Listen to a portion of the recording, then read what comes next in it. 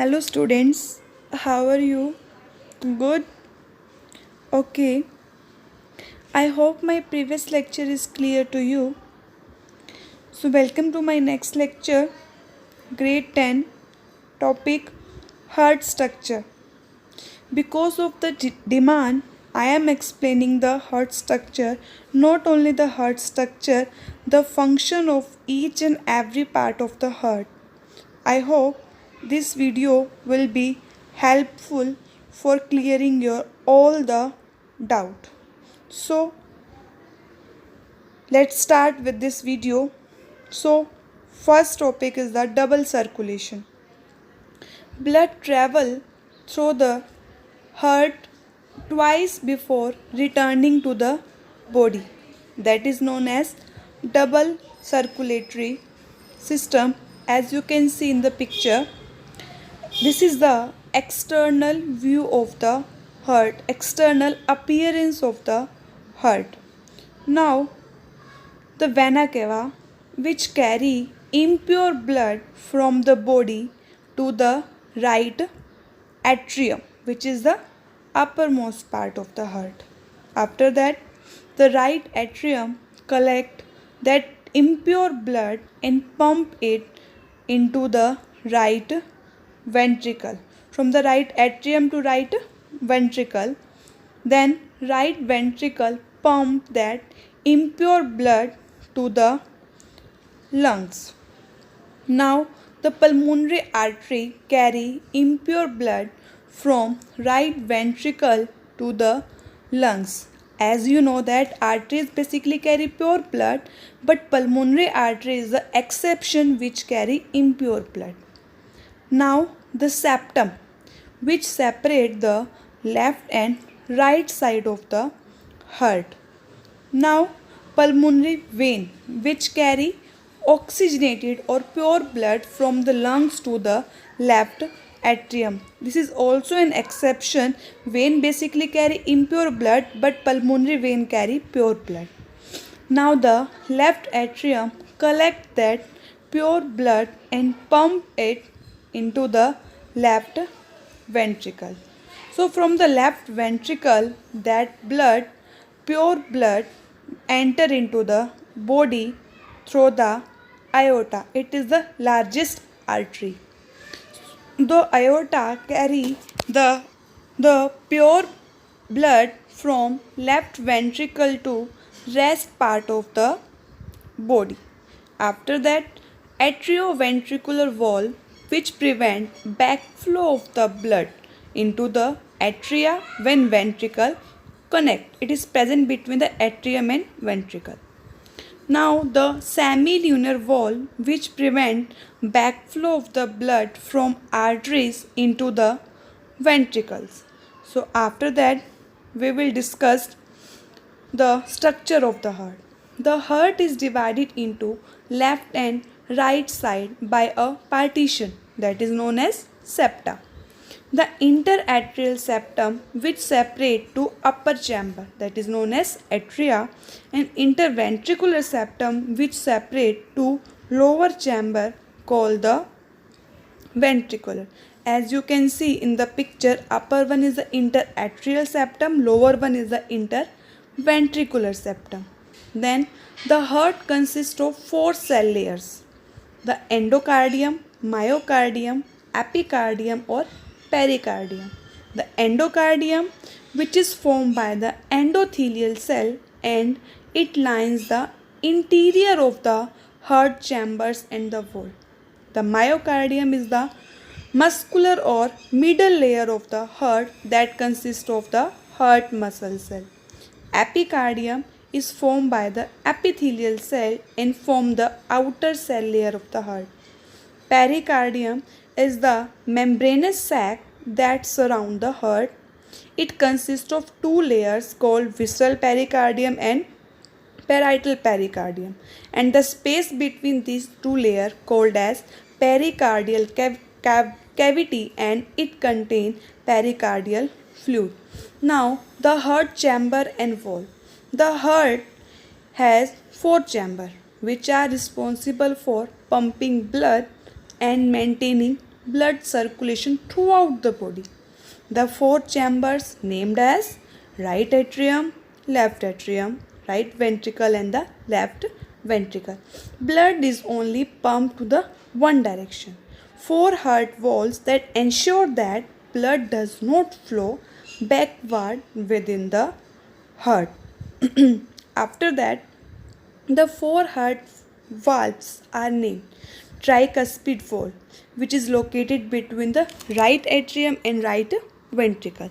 Pulmonary valve, which is located between the right ventricle and pulmonary arteries, also known as semilunar valve.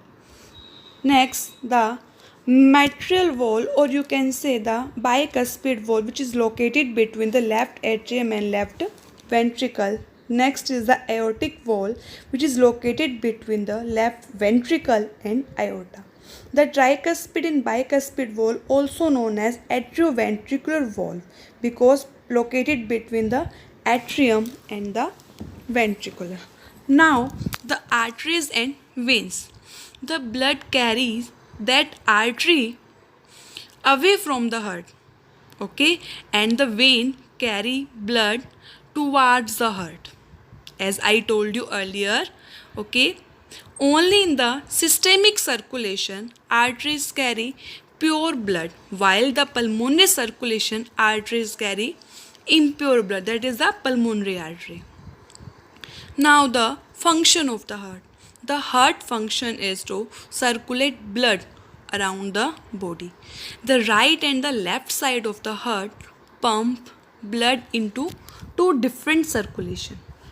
The right side pump impure blood into the pulmonary circulation, while the left side pump pure blood into the systemic circulation. The right atrium receive impure blood from the body tissue via the superior and inferior vena cava.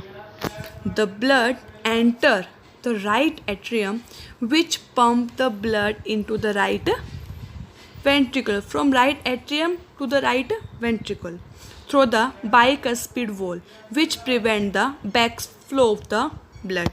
The right ventricle pump that blood into the pulmonary artery via the pulmonary valve. Then the pulmonary artery will deliver that impure blood to the lungs, where the gas exchanges take place. Oxygen is taken from the air into the blood, while carbon dioxide is expelled out from the blood into the air. The pure blood return to the left side of the heart via pulmonary vein, which is the exception. The pure blood enter the left atrium. Now the left atrium pump into the left ventricle, and the bicuspid valve prevent blood from flowing backward into the left atrium. Now the left ventricle pump that blood into aorta and systemic circulation, and the pure blood is delivered everywhere in the body beside the lungs. Now the blood circulation. Blood circulate around the body via two distinct pathways, the pulmonary circulation and systemic circulation. Together they create a closed pathway that keep the pure and impure blood separated. Now the pulmonary circulation. Pulmonary circulations begin at the right ventricle, where the impure blood from the body tissue is pumped into the pulmonary arteries and to the lungs. In the lungs, the blood exchanges carbon dioxide to the oxygen, and then the pure blood then travel back to the heart and left atrium via the pulmonary vein. Now the systemic circuit or systemic circulation, it begins at the left ventricle that pump pure blood into the aorta. Then aorta branches out into small arteries, which carry the pure blood to the rest of the body. Now oxygen is delivered to the body tissue and exchanged to the carbon dioxide. Now the pure blood is carried back to the heart and right atrium via the veins. Now ECG and PQRST system. An electrocardiogram is also known as EKG or ECG is a diagnostic test used to record and trace the electrical activity of the heart. So after that PQRST system, the electrical activity of the heart, that electrical activity in the heart is displayed as the P wave, QRS interval and T wave. The P wave correlate to the atrial depolarization or systole and the atrial contraction. There is not a wave associated with the atrial depolarization as it occurs during ventricular depolarization. The QRS complex correlate to ventricular depolarization as ventricular contract. The Q wave is the beginning and the R wave is the middle of the contraction and the S wave is the end of ventricular depolarization, beginning of the ventricular repolarization, and the T wave correlate the ventricular repolarization or diastole. This is the diagram. You can match all the explanation to this diagram. Now the blood pressure. Blood pressure is the pressure exerted by circulating blood against the wall of the arteries, which is thick artery. Artery is thick in the size.